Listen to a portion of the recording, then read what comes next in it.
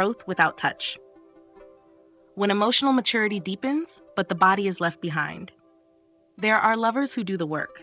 They reflect, they evolve. They communicate with clarity and self-awareness. They learn how to name their needs, how to apologize, how to hold emotional space. Their growth is sincere, measurable even. They are better partners than they once were, but their hands stay still, their body remains distant. Their love speaks in insight, but not in skin. And slowly something begins to ache beneath all the emotional fluency, the quiet starvation of a body that is no longer met.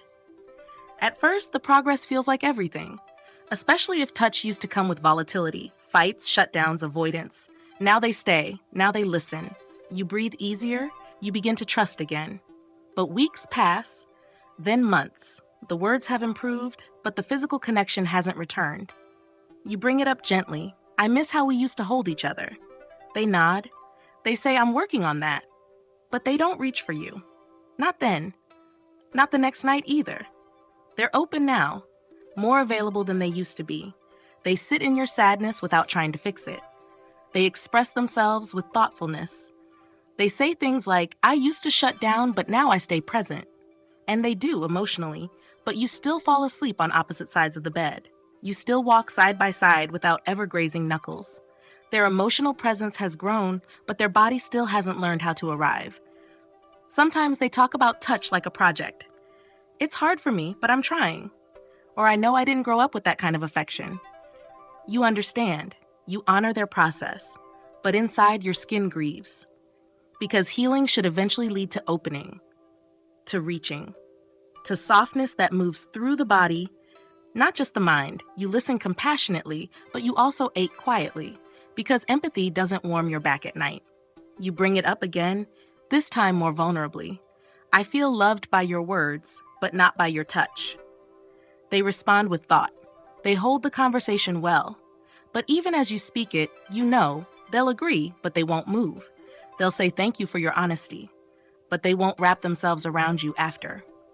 And you're left sitting in a connection full of growth, yet still starving for contact. Eventually, the absence becomes familiar. You stop reaching across the bed. Stop placing your hand on theirs during dinner. You stop hoping they'll pull you in while you do the dishes. It's not because the desire left, but because desire needs some kind of landing place to survive. And when love grows everywhere except the body, your longing turns into something heavier, a silence that settles into the skin. You start to feel foolish for missing it. You tell yourself, look how much they've grown. Don't be greedy. Don't be shallow. But it's not shallowness, it's hunger. It's being with someone who's safe but never warm, present but never held. You begin to feel like the physical part of your relationship died quietly, while the emotional part bloomed. And that paradox of expansion and emptiness coexisting is a heartbreak no one teaches you how to name. Sometimes they'll touch you briefly, a pat, a side hug, a forehead kiss, but nothing lingers. Nothing lives there long enough to sink in. And touch, when rationed like that, doesn't soothe, it taunts. It reminds your body of what it used to receive freely and now must beg for in silence. You begin to wonder if maybe you're too much for wanting to be touched like that again. And perhaps the deepest ache, when you've both grown, truly, become more honest, more conscious, more kind, and still, your bodies remain strangers. You are not unloved, but you are untouched. And love that never crosses the skin will eventually float, disembodied, even as everything else thrives. Because connection that doesn't hold you cannot sustain you. And emotional intimacy, no matter how evolved, cannot replace the language only hands, arms, lips, and presence can speak. Growth without touch is like a song you can hear but never dance to. Beautiful, yes, but incomplete. She sits on the kitchen counter, watching him cook, her knees angled toward him, silently inviting closeness. He tells her about a podcast he listened to on emotional resilience. She smiles, impressed. You've really come a long way, she says. He nods, proud, but he doesn't step between her knees, doesn't lean in, doesn't touch her hip or kiss her neck. He just stirs the pot and keeps talking. She listens, but her skin starts to ache. Because it's not his growth she doubts, it's the way it never lands in her body. They go to couples therapy. They sit across from each other and say all the right things. He speaks with clarity, ownership. Depth. He even cries a little, and she feels something loosen in her chest. On the ride home, she reaches for his hand. He takes it for a second, then lets go to shift gears. Doesn't reclaim it. Doesn't reach again. Later that night, they lie in bed, inches apart. He's emotionally closer than ever, but her body has never felt farther away from his, and that dissonance becomes unbearable. She wears the dress he used to love, the one that used to lead to his hands on her back, his breath at her collarbone. She walks into the room, hopeful. He looks up and says, "You look amazing," then turns back to what he's doing. She stands in the doorway, realizing his language has matured, but his instinct to reach has faded. What used to be spontaneous affection has become performance-level acknowledgement, and she's left feeling seen, but not wanted. He used to hold her tightly after arguments, used to find her in the kitchen afterward and wrap his arms around her waist, but now that he's doing the work, he processes instead. He says, "I want to give you space," and she appreciates it, respects it, but misses the grounding of his arms, misses the wordless way he used to say, "We're okay." Now everything is healthy, respectful, and her body is lonelier than ever. They go on a weekend retreat. He shares openly with the group, talks about growth, shadow work, emotional accountability. She watches him with admiration, pride. Later, she sneaks her fingers into his, heart full. He lets them rest there, but doesn't squeeze, doesn't pull her closer, doesn't press his lips to her forehead the way she imagined he might after such a beautiful day. He is present, but untouching. And she begins to understand that insight without intimacy is a promise that never arrives. Sometimes she reaches for his face while they lie in bed, traces his jaw, rubs her thumb along his cheek. He lets her, smiles even, but he never reaches back, never mirrors the touch. Her hands keep speaking a language he's never bothered to learn. She starts to wonder if maybe affection is now her job alone because he's grown past the need for it, but she hasn't. And now she carries the shame of a desire that feels like regression in a relationship chasing enlightenment. He tells her, "I've learned to be less reactive." And he has. But with the calm came the cold. With the mindfulness came distance. He no longer storms out, but he also no longer rushes in. She longs for some trace of heat, of the wild, messy reaching that used to hold her. Instead, he offers stability, insight, grounding. But her body doesn't want grounding. It wants gathering. And that's the part of love he seems to have left behind. She asks him one night, "Do you still want me?" He blinks, startled. "Of course. Why would you ask that?" She doesn't know how to explain that it's not about compliments or fidelity. It's about touch, the kind that rises naturally, the kind that interrupts, the kind that makes you feel devoured in the best way. He's grown so careful, so composed, so respectful, and she doesn't want less respect. She just wants his hands. And perhaps the most devastating realization, that someone can grow in every way but the one that reaches you. That someone can become emotionally wise, self-aware, grounded, and still forget to touch your thigh under the table. Still forget to kiss you mid-sentence. Still forget to let their growth arrive through their body. You are not unloved. You are just untouched in the one language your nervous system still longs for. And that kind of pain doesn't scream. It lingers, like a skin never held again, even by the one who loves you most. Intimacy. Growth without sensate.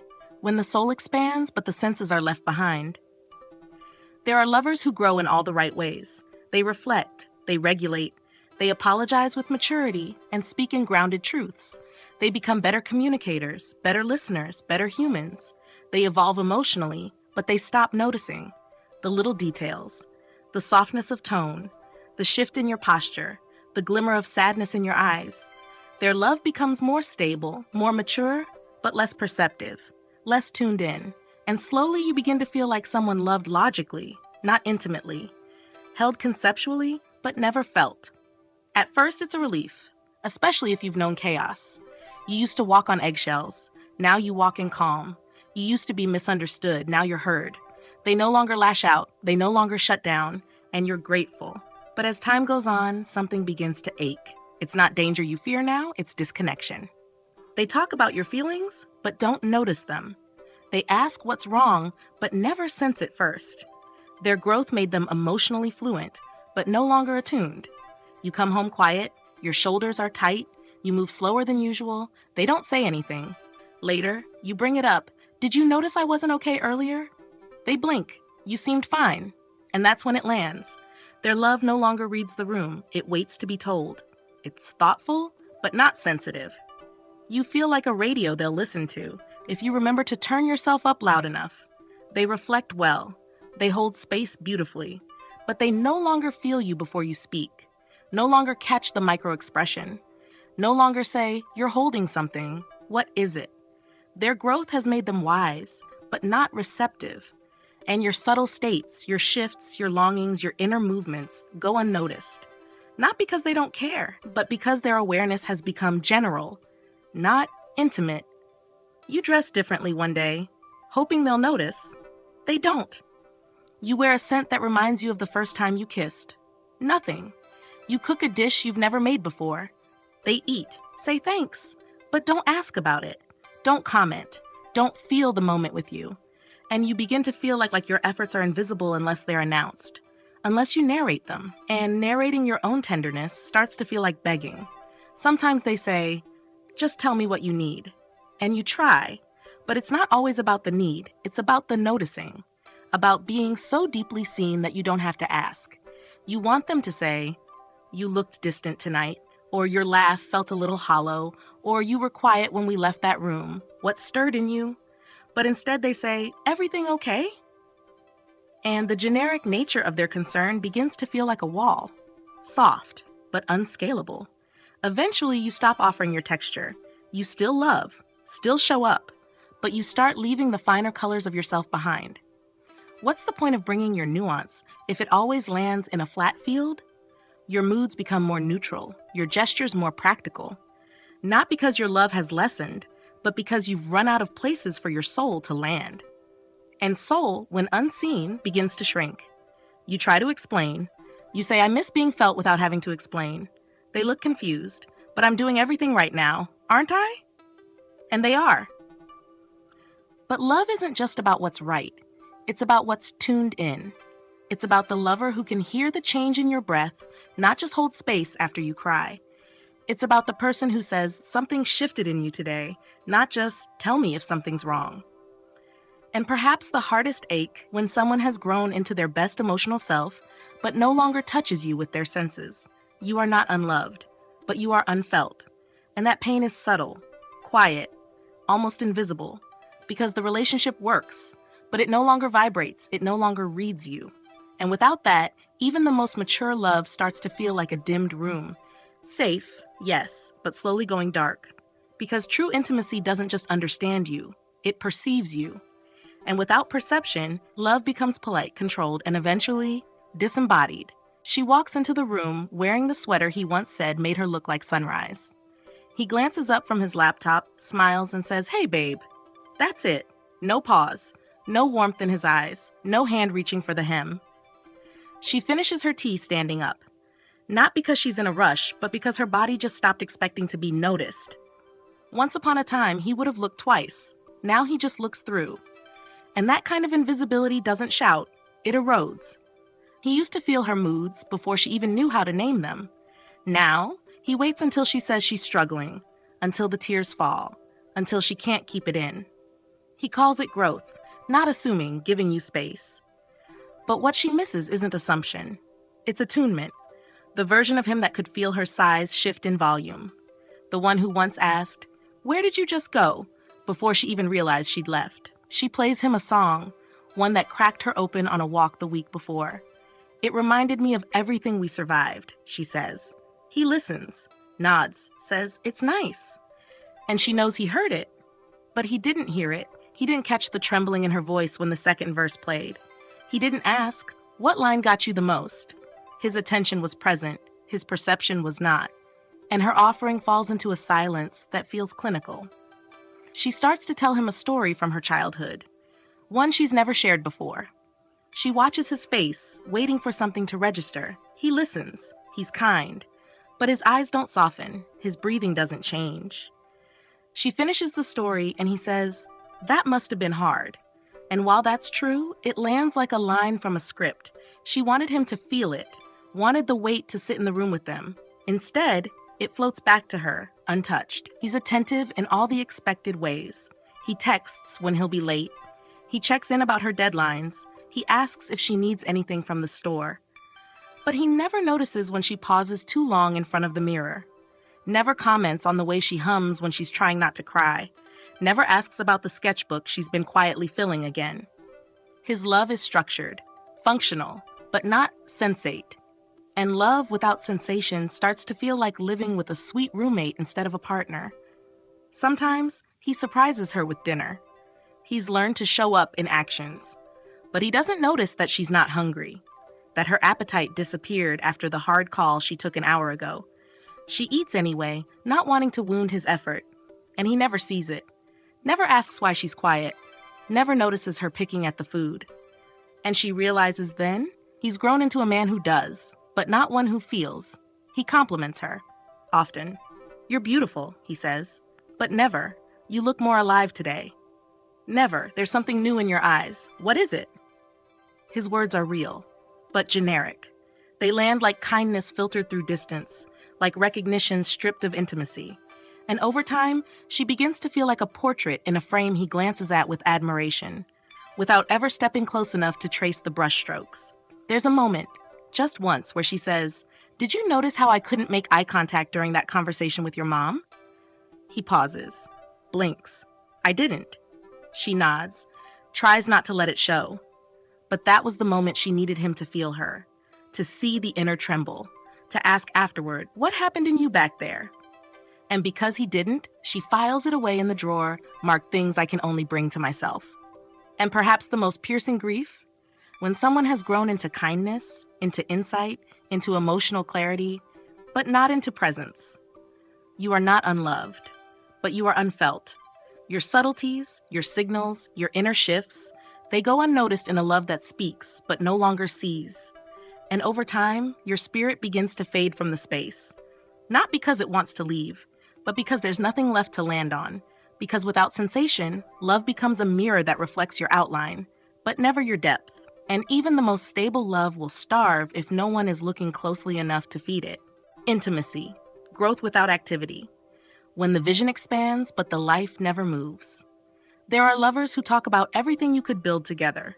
They dream with you. They say, "Let's travel, let's start something, let's grow into our next chapter." They are intellectually present, emotionally supportive, future-facing. They speak of purpose, of becoming, of transformation. But nothing ever happens. The dream stays in the air, beautiful but ungrounded. Their passion is real, but their motion is missing. And slowly, the gap between what is imagined and what is acted on becomes a quiet grief you carry alone. At first, it feels inspiring. You talk for hours about where you could live, how you want to grow, what legacy you want to leave behind. You think, finally, someone who gets it. Someone who sees the world in terms of evolution, expansion, elevation. And you believe them, because their words are full of conviction. But then months pass. No plans form. No tasks are shared. Their energy is full of hope, but absent of effort. They light up when you talk about building a life beyond the ordinary. Let's break the mold, they say. But when it comes time to research, to schedule, to commit, they fade. They say, "I've just been overwhelmed," or "Things will line up eventually." They never resist the dream, but they never join it either. And slowly, their vision becomes weight you carry for both of you. Sometimes they truly mean it. They want to grow. They crave meaning. But their growth stays internal. Books, conversations, reflections. And your growth is relational. You want to create something with them. Make love visible. Turn wisdom into shared direction. But they remain content in the realm of potential. You are building with bricks. They are building with air. And one day you realize you've been moving forward while they've been circling the same idea. You bring up structure. You say, "What if we made a plan?" They say, "Let's not ruin this with pressure." You suggest a timeline. They say, "Let's stay open." And you hear the fear behind the freedom. You hear the avoidance inside the spontaneity. They're not resisting you. They're resisting anchoring anything at all. Their love is real, but it floats. It never lands. Even celebration becomes disconnected. You accomplish something big. They cheer. But they don't ask, "What comes next?" They say, "You're amazing." But they don't say, "How can we build from here?" Their words praise your expansion, but don't join it. You start to feel like a lone mountain climber being watched from the base, encouraged, but never accompanied. Eventually, you become the architect of everything. You initiate every step, carry every plan, and they kind as ever say, I trust you. Whatever you decide, you've got this. It sounds supportive, but it feels like abandonment with a smile. Their lack of contribution isn't antagonistic, it's passive. And in that passivity, your spirit begins to dim from loneliness, not for lack of love, but for lack of shared movement. Sometimes you wonder if it's you, if you're pushing too hard, if your desire for momentum is a burden. But then you remember, you weren't asking for control. You were asking for participation, for co-creation, for a love that doesn't just speak of progress, but walks it with you. These are the wounds of being inspired beside someone who never moves, of building dreams with someone who never picks up a tool, of walking towards something bigger while they stay standing in the beauty of the idea. You are not unloved. You are just unpartnered in the becoming. And that wound is hard to name because nothing is broken, but nothing is built. And even the most beautiful vision, if never acted upon, becomes a cage disguised as potential. Because love, to be real, must not only dream, it must do. He says, let's start something together. She smiles, finally, a partner who dreams with her. They spend nights talking about opening a business, writing a book, buying land. But when she begins mapping the plan, he disappears into vague language. I'm not ready yet, or we'll know when it's time. She tries not to take it personally, but each unstarted step feels like a small goodbye to a dream she thought they shared. And slowly, her hope becomes something she holds alone. She brings up moving to a new city, a place they've both longed for. He lights up, imagines the restaurants, the rhythm of a slower life. But when the lease ends, he says, let's just stay one more year. The next year, it's the same. She realizes then, he loves the idea of movement, but not the risk, not the action. Her body aches to live the dream. His is content to talk about it. And that difference begins to stretch between them like silence. They sit on the porch, watching the sun fall. He says, I want to be a better man. She touches his hand and says, you already are. But how can I support you? He shrugs. Doesn't answer. Doesn't follow through. She knows the words were sincere, but they fall to the ground, unplanted, and unplanted promises become grief with no grave. She wants to believe in his change, but nothing ever changes. She signs up for a course, starts waking early, shifting how she eats, how she speaks, how she shows up. She's evolving, messy, radiant, imperfect. He watches, he cheers her on, but doesn't engage, doesn't grow with her.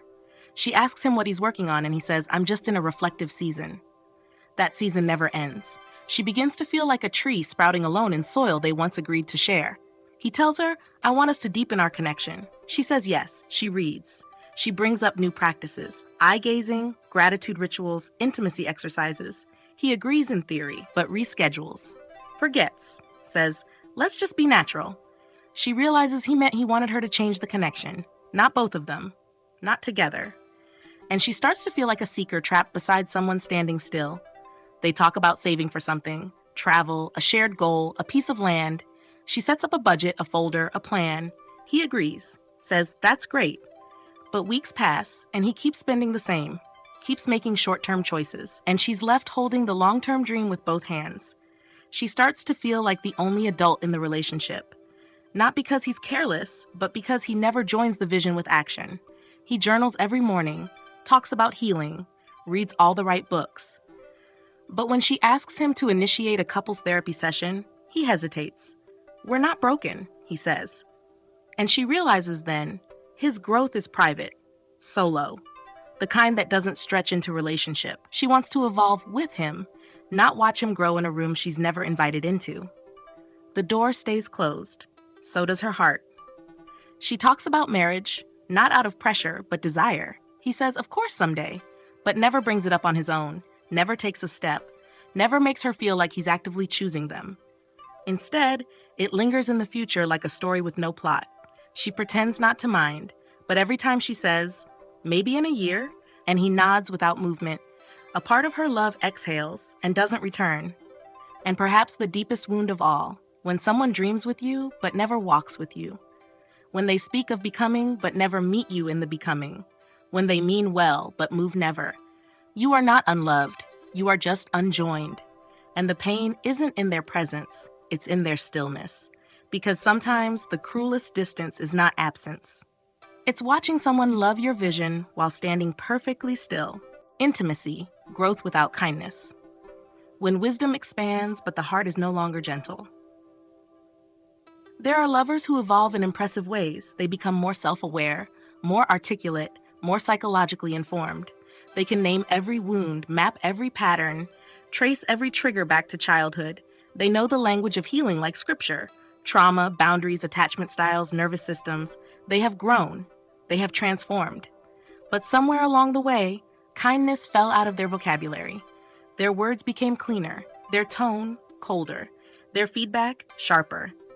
And slowly, you begin to feel like you're in relationship with someone enlightened in mind but hardened in spirit.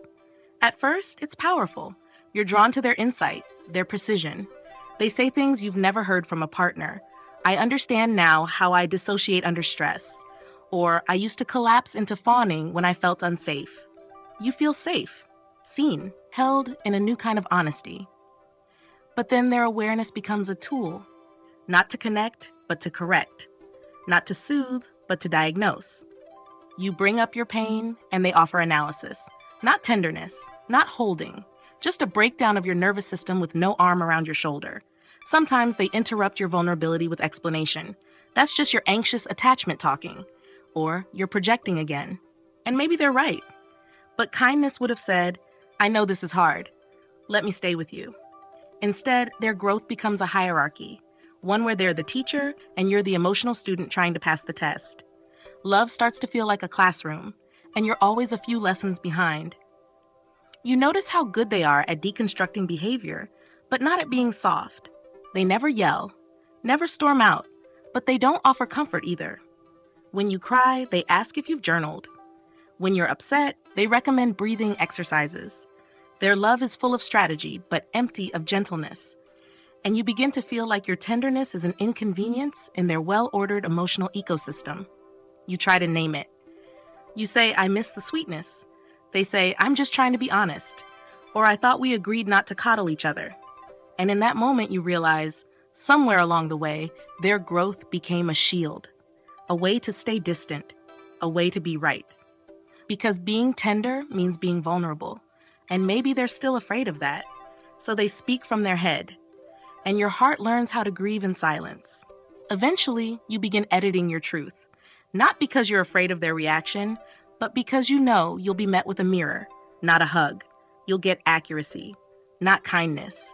Their words won't be cruel, but they'll lack mercy.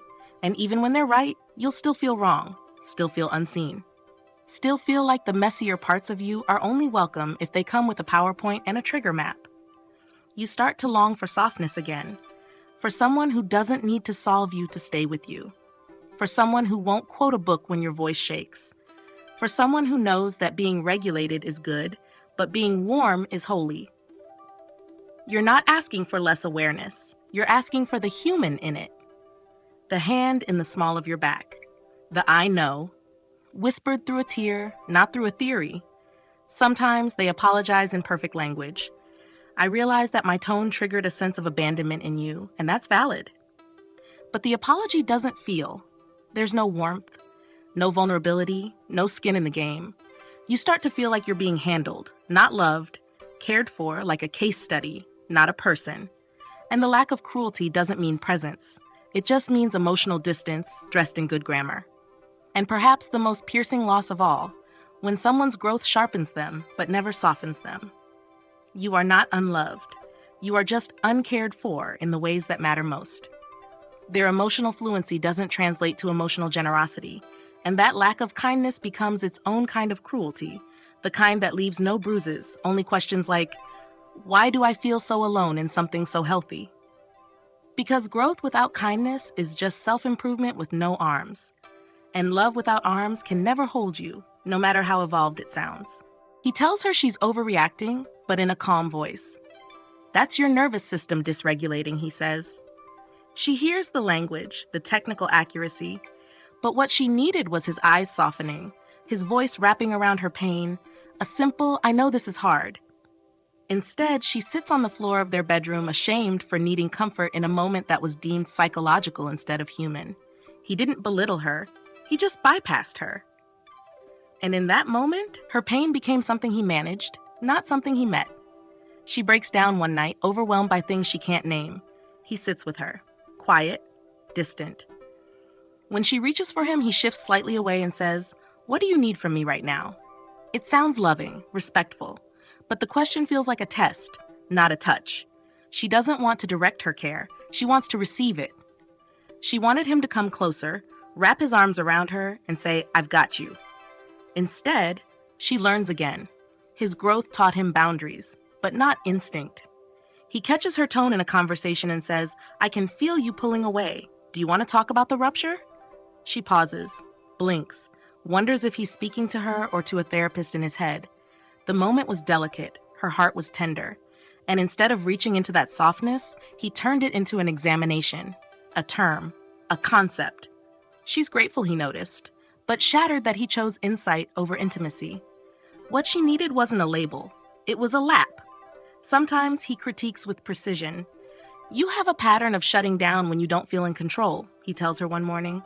He's not wrong, but she hadn't asked for analysis. She'd asked for understanding, for a hand on her back, for a me too.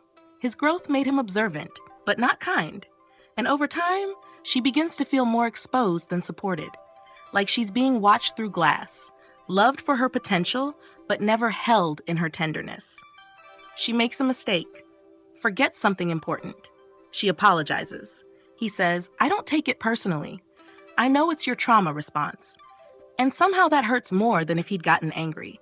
Because instead of reacting with humanity, he reacted with distance, with detachment dressed as maturity. She wanted to be forgiven, not processed. She wanted to be loved in her flaw, not put under a microscope and absolved without touch. One day she asks, "Do you even like me lately?" He looks confused, says, "Of course, I've never criticized you. I support your growth, I show up." She nods. It's all true, but she misses the sweetness, the lightness, the unprompted affection. The way he used to say, "God, I just love being near you." His growth made him stable. It also made him sterile. And now she's with a man who respects her deeply, but no longer delights in her. They're in conflict. She raises her voice, not screaming, just hurting. He stays calm, detached, says, "You're projecting again. Let's take space." She's not proud of her tone. But the moment needed something alive, messy, real. Instead, she's left in a room full of silence and theories. His growth has made him so emotionally correct that he no longer meets her where she is. He hovers above, and that distance doesn't make her feel safe. It makes her feel unreachable. She reaches for his face during a quiet night on the couch, craving closeness. He gently removes her hand and says, "I just need a little space right now." She respects it. She always does. But he never circles back, never reaches again. And slowly she learns that his boundaries are a one-way gate, built for self-protection, not connection. He's grown skilled at identifying his own needs. But hers? He rarely sees them, let alone touches them. And perhaps the wound that cuts the deepest, when someone becomes the best version of themselves, but not the kindest version. You are not unloved, but you are untouched by their gentleness. They've grown taller, stronger, more stable, but no longer soft, no longer warm. And that absence of warmth doesn't register as abuse. It registers as ache. Because love without kindness isn't a storm, it's a drought. And the thirst that comes from being emotionally safe, but spiritually unwatered, can hollow you out in the quietest, most confusing way. Intimacy, growth without allowance. When one of you evolves and the other refuses to meet you there. There are lovers who say they believe in change, who nod at growth, talk about transformation, and even name the seasons of their own healing. They'll say, "We're always becoming," or "I want us to grow together." But when you actually start to change, when your voice deepens, your priorities shift, your truth sharpens, they flinch. They hesitate. They pull back. Not because they don't love you, but because your evolution threatens the version of you they've come to rely on. And what began as a shared vision becomes a cage dressed up in agreement. At first, it feels aligned. You talk about books, ideas, personal breakthroughs. They echo your insights. They're proud of your efforts. You feel like you're walking the same road, but then you begin to apply your growth. You say no when you used to say yes. You start spending your energy more intentionally. You need different kinds of rest, different kinds of space, and that's when the friction appears. Not loudly, but enough to make you question whether you're still safe to become. Sometimes they say, you're just going through a phase, or this isn't like you. You try to explain gently. You say, I'm expanding, I'm healing. But they don't hear that. They hear threat. They hear distance. They hear, you're changing away from me. And suddenly, all the growth they once supported becomes something they quietly resist, because it's no longer conceptual. It's personal. It's yours. You notice the shift in tone when you speak with more authority, the subtle silence when you say, I don't do that anymore, the tension when you hold a new boundary. They don't argue, but they pull away slightly, emotionally or physically. You begin to feel like your transformation is a burden, not because it's wrong, but because it no longer serves the version of intimacy they were comfortable inside. Sometimes they hold on to old versions of you, like nostalgia. I miss when you were lighter, they say. Or you used to be more spontaneous. You hear the tenderness in it, but you also hear the control. You realize they're not just missing who you were, they're mourning their comfort. And your evolution becomes something they grieve instead of celebrate. That grief lands in your chest like shame for simply growing up. You start shrinking again, just slightly.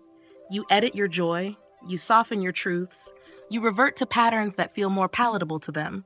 And it works for a while. Things feel smoother. But inside, you know you're betraying yourself. You're becoming the quieter version of your growth, not because it's truer, but because it keeps you loved. And that is a form of erosion that looks like peace, but tastes like loss. Eventually, you begin to feel lonely inside your own expansion. You still love them, they still love you, but the relationship becomes a place where only part of you fits. The rest of you lives in journals, in side conversations with friends, in long walks where your body holds what your relationship can't. You aren't fighting, but you aren't being met. And that absence starts to feel more brutal than conflict ever did. You try to bring it up. You say, I need more space to become. They say, I'm not stopping you, but their tone says otherwise. Their actions say otherwise. The way they dismiss your new rituals, the way they change the subject when you talk about who you're becoming. You realize they believe in their version of growth, but not yours. Not when it starts to stretch the shape of your connection. And perhaps the most unspoken grief of all, when you are growing into someone more whole, more real, more you. And the person you love can't make room for it. You are not unloved. You are just unwelcome in your fullness.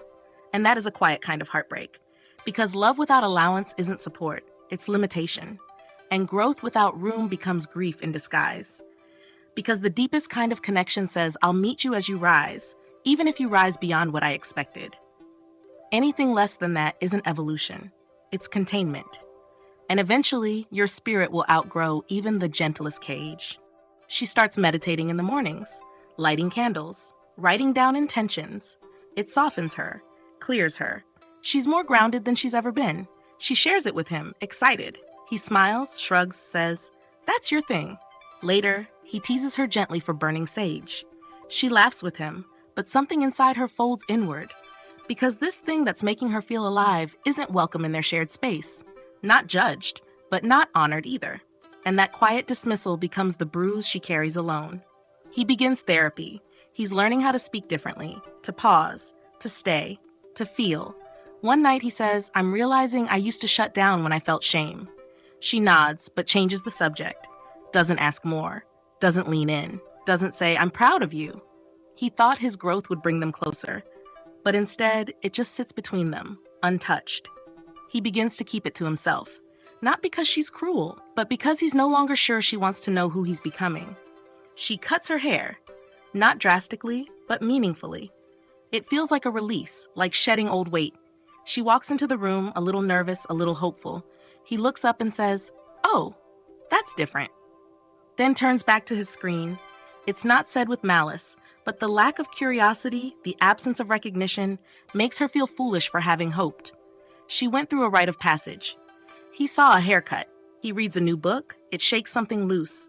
He starts talking about masculinity, about inherited patterns, about how he wants to show up differently in love. She listens, but gets quiet. Later, she says, "I miss when we used to just have fun." And he realizes his transformation is now something she has to accommodate, something she didn't ask for. And though she never says it outright, he can feel her pulling back from the version of him that feels more but less familiar. She changes her mind about having children. After years of saying she wasn't sure, something shifted. She wants to revisit it, explore it. He stiffens, says, "But that's not who you are." And she realizes he fell in love with a fixed image, not a fluid human. Her evolution feels like a betrayal in his eyes, not because it's wrong, but because it means he has to change with her. And he's not ready for that. He starts dressing differently, wearing colors, being bolder. There's joy in it, a kind of reclaimed expression. She compliments him, but then says, "You're not the same guy I fell in love with." It's meant as a joke, but it lands like a verdict, as if his joy has to pass her nostalgia to be valid. He goes back to neutrals the next week, not because he wants to, but because her memory holds more power than his becoming. She wants to travel, to live in different cities, to chase wonder. He says he loves that about her. But every time she brings it up, he finds a reason to wait. We're stable now. Why shake things up? And she realizes that his love only lives in stability, not movement, not change. He doesn't ask her to stay small, but he never moves to meet her expansion either. So she learns to fly alone. While he watches from the ground, smiling, he gets sober, starts changing who he hangs out with, what he watches, how he speaks. She says she supports him, but he sees her get quieter around his new friends. He feels her eyes linger when he turns down a drink. One night she says, "You've changed," with something sad in her voice. And he knows, in that moment, that the version of him that saved his life might cost him the relationship. Because sometimes, healing reintroduces you to someone your partner never planned to meet. And perhaps the most invisible wound of all, when you grow, not out of rebellion, but return. And the person you love simply can't make room for it. You are not unloved, but you are slowly being made unwelcome in your own evolution. And that kind of grief doesn't come from a door slammed shut. It comes from one that stays open just wide enough to pretend you still belong, even as it slowly stops letting you all the way in. Intimacy, growth without giving. When the inner work deepens, but it never reaches the other person's hands. There are lovers who go deep into themselves. They journal, they meditate, they read the books, go to the workshops, speak fluently in the language of healing. They'll say, "I've been doing a lot of growth lately." And it's true. They're more self-aware, more emotionally articulate, more reflective than ever. But when it comes time to offer that growth to you, to show up differently, to give something, to stretch into relational effort, nothing changes. Their insights are rich, but they stay locked inside. And eventually, you begin to feel like you're loving someone who keeps evolving in theory, but not in gesture. At first, it feels inspiring. They tell you what they're learning. They name old patterns. They take responsibility for the ways they've been closed off or reactive. You're proud of them. You think, we're really going somewhere. But then conflict comes, or intimacy asks for presence, or you're the one breaking down, and suddenly the growth doesn't show up. They still freeze, or deflect, or check out, and you realize you're witnessing their growth, but you're not receiving any of it. They say, "I know I used to avoid vulnerability," and you think they're about to let you in, but they don't. They just name it, as if self-awareness alone is the gift, as if saying, "I see my walls," is the same as taking them down. You keep waiting for the moment where insight becomes action, but it doesn't. Their love sounds better, but it doesn't feel different. Sometimes they even say, "I've grown so much in how I handle love." But when you ask for something, a deeper conversation, help with a hard task, a moment of closeness, they still pull away, or say they're too overwhelmed. Or, working through something, you're told to be patient, that they're processing, and you start to feel like a student sitting in a classroom where the teacher never actually teaches, just keeps preparing the lesson plan. You ask for more consistency. They say, "I've been thinking about that a lot." You ask for affection. They say, "I'm exploring my avoidant tendencies." You ask for emotional labor to be shared. They say, I'm becoming more conscious. And all of it sounds good. But your needs remain unmet. Your body still carries the weight. And their love, though intelligent, begins to feel like a mirror reflecting progress, but offering no warmth. Eventually, you start to hesitate before asking for anything. Not because they're harsh, but because the answer is always, I'm working on that. Always in progress, never present, never given. You begin to wonder if their growth is just a performance, a shield, a reason to avoid offering love in the now. Because if it's always coming, then they're never responsible for delivering. You try to name it. You say, I love that you're evolving, but I need to feel it too. They look at you, confused, maybe even hurt. But I'm doing the work, they say, and they are. But the work has never left their journal, never reached their behavior, never turned towards you with hands that give. You feel guilty, as if asking for proof is doubting their path. But you're not asking for proof, you're asking for presence. Sometimes you see the contradiction. The way they talk about generosity, but still make you plan every date. The way they speak of emotional safety, but never offer you space to fall apart. The way they discuss love languages, but never learn yours. You realize their growth has made them better at talking about love, not better at loving. And that distinction cuts deeper than any fight ever could. And perhaps the hardest part of all, when you're partnered with someone who seems so aware, so awakened, so full of potential, but never gives from it. You are not unloved, but you are untouched by the very depth they say they now have. And that pain is quiet, invisible, because on paper, they've done everything right. But in your body, in your heart, you feel the absence. Because growth that never becomes generosity is not wholeness. It's isolation dressed as insight. And love, to be real, must not only evolve, it must extend. Otherwise, it's just self-improvement in a locked room, while you stand outside, still waiting to be met. He tells her, I've been working on my defensiveness. She believes him. He's reading more, pausing before reacting. He even brings up past moments, says, I see now how that must have felt for you. But the next time she opens up about something tender, her loneliness, her exhaustion, he listens, nods, and changes the subject. He doesn't get angry, but he also doesn't respond with touch, with words, with care. His insight grows, his giving does not. And her heart learns. He understands me, but he doesn't reach for me. She spends weeks planning a surprise for his birthday. She gathers his favorite people, cooks his favorite meal, fills the room with memory. He smiles, says, I've never felt so loved. 2 months later, she goes through something hard, family stress, work pressure, emotional weight. He says, I know it's been tough for you, but he offers nothing, no gesture, no plan to lighten the load. He's kind, aware, but inert. And she realizes his love knows how to notice, but not how to move. He starts attending therapy, talks often about breaking patterns, unlearning reactivity, deepening his relationship with himself. She's proud, but as his self-awareness expands, so does his distance. I just need space, he says more and more. She's expected to understand, to applaud his healing, but his healing never comes bearing gifts, never meets her in the middle, never turns the inner work outward. She watches him grow into himself and grow away from her. She asks, could you plan a day for us? Not because she can't, but because she wants to feel his love in motion. He agrees. Says he's been thinking about how he wants to show up better, but the day never comes. A week passes, then another. He hugs her often, compliments her constantly, but never gives effort in the language she asked for. And that gap between intent and offering starts to feel like abandonment wrapped in praise.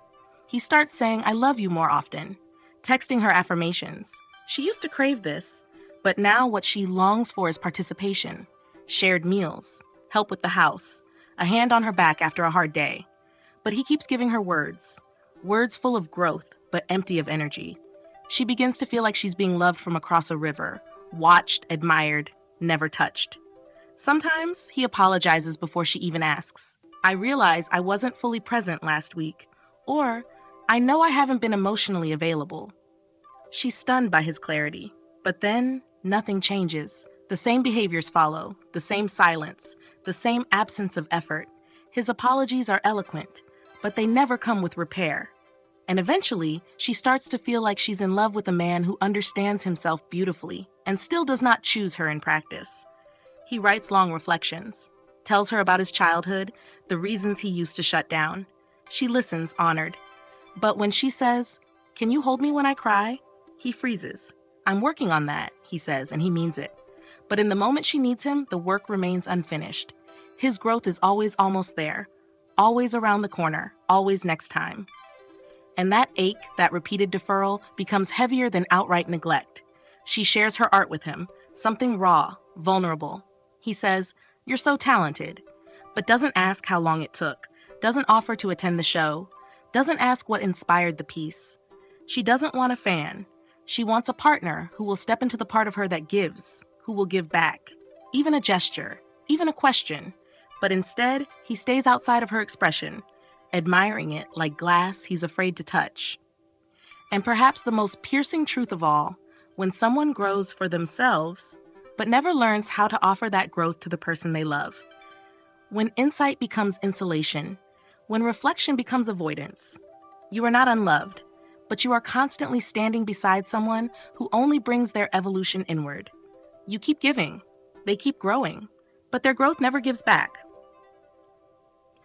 And that is a wound you can't explain, because it was born not from harm, but from potential that never became presence. From love that stayed in theory and never made it to your hands. Intimacy, growth without receiving.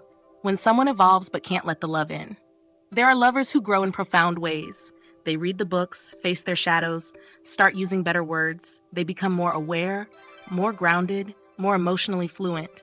You watch them soften, watch them mature. You cheer them on. And when you finally try to offer them your love, love shaped by your own growth, love that is clear, healthy, whole, they freeze. They thank you. They say it means a lot, but they don't let it in. Their growth opened their mind, but not their hands, not their heart. And over time, your giving starts to echo back hollow. At first, you're proud of how far they've come. They weren't always this open. They used to shut down, used to run, but now they stay. They communicate. They name their fears. And so you begin to offer more.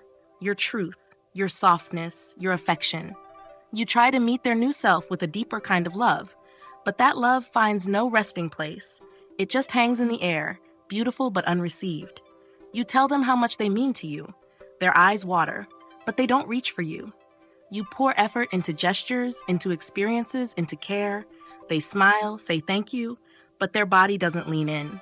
Their energy doesn't open. They appreciate you without ever accepting you. And you begin to feel like someone giving to a locked door that keeps saying, "I see you," but never turns the handle. Sometimes they say, "I'm just not used to this kind of love," or "I'm learning how to let it in." You nod, you understand, you wait, but the waiting becomes a pattern, a one-sided generosity. You bring love like a feast and they take only crumbs. You begin to wonder if they grew strong enough to face themselves, but not brave enough to receive another fully. Not because they don't want love, but because they fear needing it. You give praise, they deflect. You give affection, they freeze. You show up in crisis, they apologize for being too much. You try to hold them, they stiffen. And over time, your love begins to hesitate. Not because it's gone, but because it's tired of arriving to a house that never lets it fully enter. Tired of being held at arm's length by someone who says they're ready now, but still wears armor beneath their healing words. Eventually, you start offering less. You give smaller gifts. You share fewer compliments. You hold your touch back a little. Not out of resentment, but resignation. Because giving where nothing lands is a quiet heartbreak. It's not rejection, it's suspension. Your love is always halfway in the room, and that halfway place is lonelier than absence, because it teases closeness without ever delivering it. You try to talk about it. "I don't feel like you let me love you." They say, "But I do. I'm here, aren't I?" And they are, but their presence doesn't drink from the cup you keep filling. You start to wonder if they've mistaken growth for solitude. If all the healing was just a way to live more independently, not more intimately. And you begin to feel like an offering they admire but never claim. Sometimes it's not even about big moments. It's the small things. You brush a strand of hair from their face. They say, "That's sweet," and look away. You write them a letter. They skim it and forget to respond. You sit close. They stay still. And every time your love is returned with emotional distance disguised as maturity, you shrink just a little more into yourself. And perhaps the hardest part, when your love is finally healthy, finally steady, finally true, and they still can't let it in. You are not unloved, you are just unopened to. And that ache is uniquely cruel, because you did everything right. They did too. You grew. They grew, but their hands never turned upward, never reached back. And love that cannot be received eventually becomes love that stops being given. Not because it died, but because it ran out of places to land. He tells her, "You're the best thing that ever happened to me." And she believes him. But when she leans into him, physically, emotionally, offering love without needing anything in return, he always seems to flinch.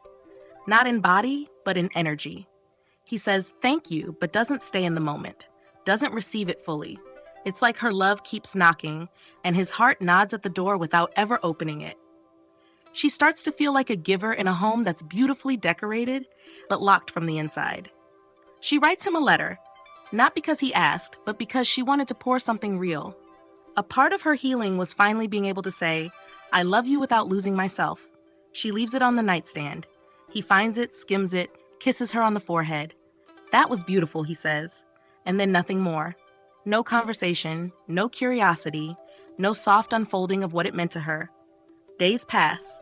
She rereads her own letter alone, wondering if maybe she wrote too much, gave too much, expected too much, when in truth she only wanted it to land. He cries in front of her for the first time. She wraps her arms around him, holds him for as long as he'll let her. Afterwards, she whispers, "You don't have to carry it all alone." He nods, wipes his face, and changes the subject. She stays quiet, but her love stays hovering. The next day, she brings him a gift, something small, something soothing. He smiles, says, "You didn't have to." Doesn't unwrap it until later. She knows what that means now. "I see you, but I don't know how to let you in." They lie in bed. She rolls toward him, touches his chest, and says, "You're doing so well. I see how hard you're trying." He thanks her and turns off the light. She was reaching for closeness, for soft gratitude met with soft return. But his growth is a solo journey. She realizes that. He's learning how to be better, but not how to be loved. Her body aches beside his, not from absence, but from everything she offers that floats above them, untouched. She makes him dinner after a hard day. Candles, music, food made with intention. He eats, says it's good, thanks her once, never looks her in the eyes for longer than a second, doesn't ask how she's doing, doesn't kiss her fingers in that wordless way she'd hoped for. Later, when he's back on his phone, she realizes his growth has made him more respectful, more polite, but it hasn't made him open. Her effort is seen, but never taken in. He starts talking about inner child work, about reparenting, about self-soothing. She's glad, it's important. But when she tries to hold him in his vulnerable moments, when she says, "You can lean on me too," he stiffens. "I don't want to get too dependent," he says. She smiles and nods, but something curls inside her. She doesn't want him to depend. She wants him to receive, to let the love in. The same way she receives him, fully, openly, without fear of becoming weak. Sometimes she lights up just to see him. Her whole face changes when he walks through the door. She reaches for his hand in the car, rubs his back while he's cooking, leans her head on his shoulder when they sit. He lets her, but he rarely responds, rarely reciprocates. He accepts her love, but doesn't receive it, doesn't savor it, doesn't allow it to move through him. And over time, she starts holding herself instead, starts learning the language of affection spoken only in monologue. She says, "I feel so close to you lately, hoping to hear something back. Not a mirror, but a door, an opening." He says, "Yeah, it's been nice." She laughs it off. But inside she wilts. Because it's not that he doesn't care, it's that he doesn't let her in far enough to give that care shape. And a love that floats without grounding begins to make her feel like a ghost pressed against glass. And perhaps the deepest wound of all, when your love is whole, steady, offered freely, and they can't receive it, not because they don't want to, but because something in them still believes they shouldn't, or can't, or aren't built for it. You are not unloved. You are just unentered. And that ache of pouring yourself into someone who keeps their cup sealed becomes the kind of heartbreak that leaves no scar, only silence. Because love to be alive must not only be given, it must be taken in, fully, without apology, without flinch. Otherwise, it just hovers, real, beautiful, and slowly dying in midair.